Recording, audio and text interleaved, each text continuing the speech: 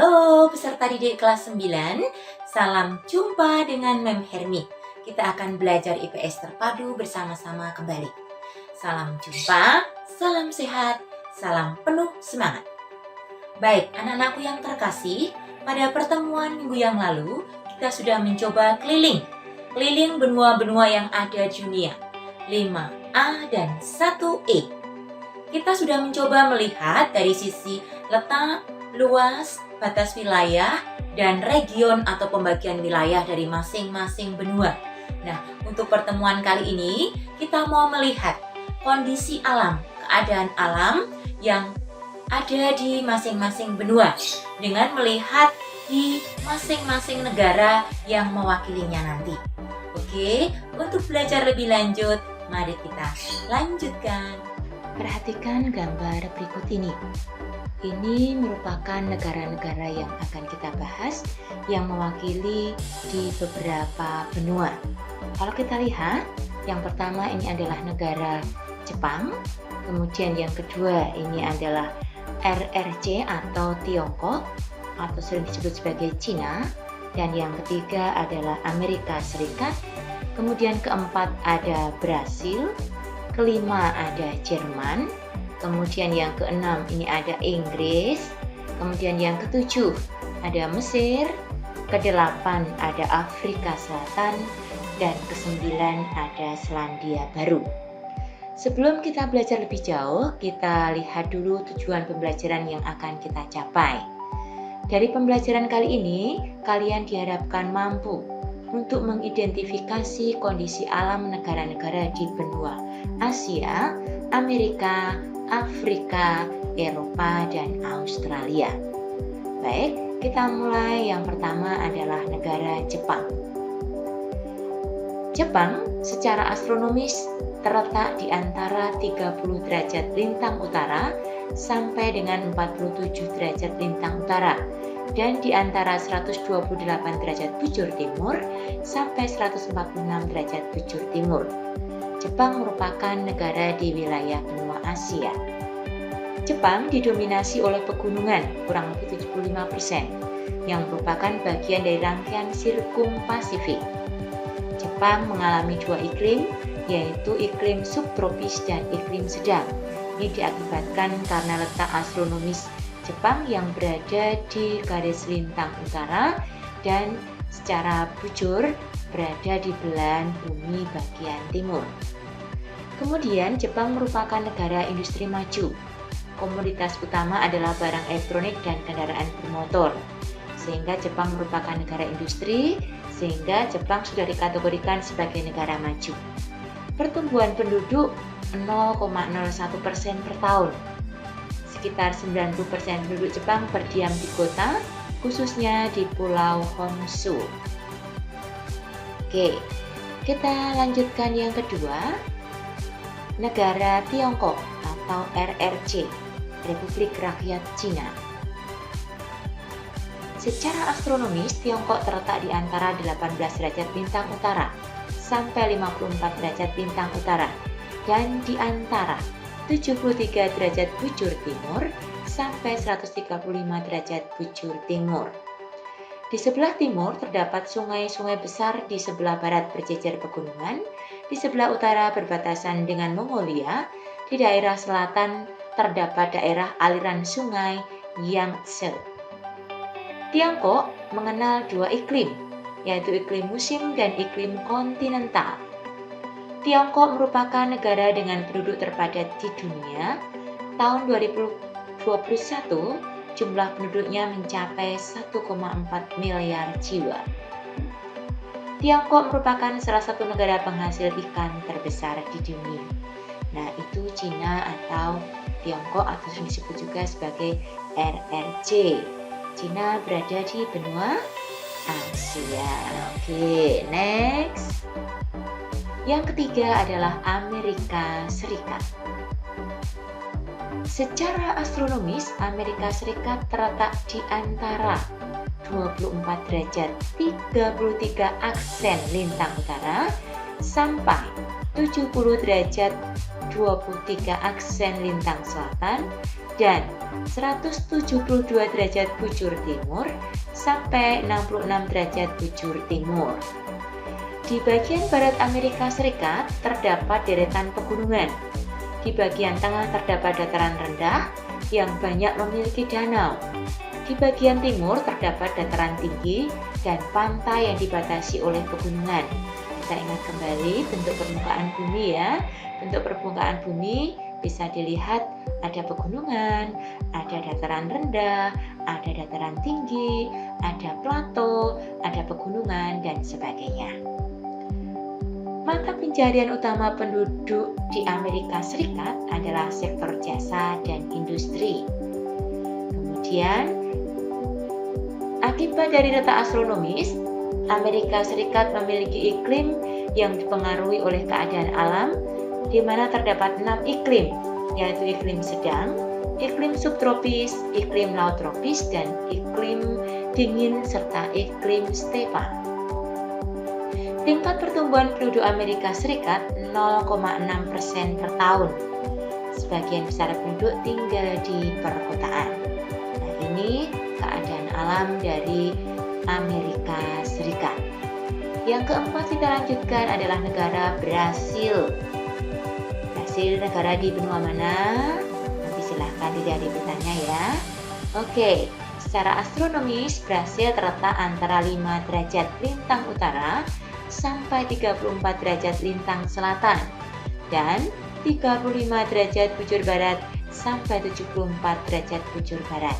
Jadi Brasil secara garis lintang rata ya, lintang utara sampai lintang selatan, tapi secara garis bujur terletak di belahan bumi bagian barat. Hampir separuh wilayah Brasil ini berupa lembah, yaitu lembah Amazon yang berupa bentangan hutan dan air yang sangat luas. Secara umum, Brasil beriklim tropis. Kemudian hasil pertanian utama Brasil adalah kopi. Kopi merupakan komoditi ekspor terbesar. Di samping kopi, hasil pertaniannya berupa padi, kapas, coklat, tembakau, kacang kedelai, dan jagung. Penduduk Brasil terdiri atas orang keturunan Portugis kurang lebih 60%, kemudian keturunan mestizo 26%, keturunan Afrika 9%, dan suku bangsa lainnya ada 2%. Next, kita lanjut yang kelima, negara Jerman.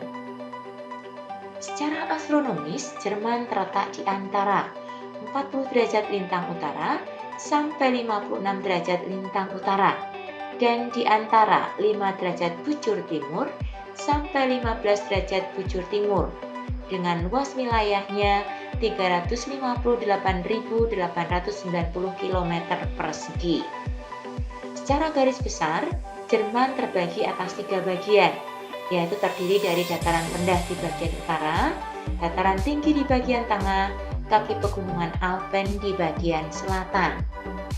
Secara umum, Jerman memiliki iklim sedang. Di sebelah selatan Jerman terkadang berembus angin Föhn yang sangat panas. Bagaimana dengan penduduk di Jerman? Laju pertumbuhannya min 0,2%, sehingga jumlah penduduk Jerman selalu berkurang setiap tahunnya. Nah, ini gambaran keadaan dari negara Jerman, terutama adalah keadaan alamnya. Kita lanjutkan yang keenam adalah negara Inggris. Inggris secara astronomis terletak di antara 50 derajat lintang utara sampai 61 derajat lintang utara, dan di antara 11 derajat bujur barat sampai 15 derajat bujur barat. Inggris dilalui garis bujur atau meridian 0 derajat, tepatnya di kota Greenwich dekat London. Wilayah Inggris dibedakan atas 4 bagian, yaitu ada dataran tinggi yang terdiri dari Skotlandia, kemudian dataran tinggi Wales, dataran rendah England atau Inggris, dan dataran Irlandia. Dilihat secara astronomis, maka Inggris memiliki iklim sedang. Wilayah Inggris dikelilingi oleh lautan sehingga iklimnya sejuk dan basah sepanjang tahun. Kemudian pertumbuhan penduduk di Inggris sekitar 0,2% per tahun. Kemudian mata pencarian utama berupa industri berat Inggris berpusat di Birmingham. Jenis industrinya meliputi ada lokomotif, ada gerbong kereta api, mobil, alat pertanian, dan mesin-mesin. Oke, itu negara Inggris. Next, kita lanjutkan 7, negara Mesir. Oke, Mesir terletak di benua mana? Oke, silahkan diingat ya. Baik, Mesir secara astronomis terletak di antara 22 derajat lintang utara sampai 32 derajat lintang utara dan di antara 25 derajat bujur timur sampai 36 derajat bujur timur. Mesir secara garis besar terbagi atas 5 kawasan yang berupa Semenanjung Sinai, Gurun Barat, Gurun Timur, Lembah Sungai Nil, dan Delta Sungai Nil. Secara umum, negara Mesir dipengaruhi iklim tropis gurun. Mesir memiliki laju pertumbuhan penduduk sebesar 2,1%. Sebagian besar penduduk Mesir tinggal di lembah dan delta Sungai Nil. Adapun industri utama Mesir adalah tekstil, besi baja, semen, dan pupuk. Next, yang ke-8, Afrika Selatan. Jelas ya, ini merupakan negara di benua Afrika. Secara astronomis, Afrika Selatan terletak di antara 23 derajat lintang selatan sampai 35 derajat lintang selatan. Dan secara garis bujur, terletak di antara 18 derajat bujur timur sampai 33 derajat bujur timur. Dari letak astronomis tersebut berpengaruh pada iklim, di mana Afrika Selatan memiliki iklim sedang dengan suhu rata-rata 16 derajat Celcius sampai 21 derajat Celcius. Kemudian penduduk di Afrika Selatan sekitar 77% ini berkulit hitam. 11% orang berkulit putih, sisanya orang-orang kulit berwarna 9% dan dari Asia sekitar 2%. Jadi mayoritas berkulit hitam. Maka benua Afrika sering disebut juga benua hitam. Kemudian, hasil tambang utama Afrika Selatan adalah emas yang merupakan produksi terbesar di dunia. Di wilayah Afrika Selatan sebelah tenggara terdapat pegunungan Drakensberg yang merupakan gunung tertinggi di Afrika Selatan. Jadi nanti kalau ditanya gunung tertinggi di Afrika Selatan adalah pegunungan Drakensberg. Oke, next. 9, the last number, Selandia Baru. Secara astronomis, negara Selandia Baru terletak di antara 35 derajat lintang selatan sampai 40 derajat lintang selatan dan di antara 167 derajat bujur timur sampai 178 derajat bujur timur dengan luas wilayah 286.676 km persegi. Secara garis besar, Selandia Baru terbagi atas 2 pulau besar, yaitu Pulau Utara dan Pulau Selatan serta memiliki beberapa pulau kecil. Nah, ini bisa kita lihat gambarnya. Ini pulau yang pertama sebelah utara, ini pulau yang sebelah selatan, dan ada beberapa pulau kecil yang lain ya. Baik, Selandia Baru umumnya beriklim sedang. Kemudian laju pertumbuhan penduduknya 0,7% dan mayoritas adalah orang berkulit putih. Di dataran Canterbury terdapat kegiatan pertanian campuran dan peternakan domba yang menghasilkan wool, gandum, dan barley. Oke, baik. Untuk mereview apa yang sudah Mem sampaikan tadi, kalian ada evaluasi ya. Ini ada tabel, silahkan tabel ini dilengkapi.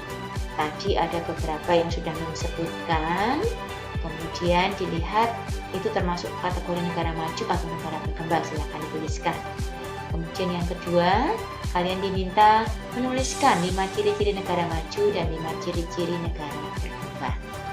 Baik, Ini yang bisa Mem sampaikan untuk pertemuan kali ini. Terima kasih atas perhatiannya. Sampai jumpa lagi pada video pembelajaran selanjutnya. Terima kasih. Bye-bye.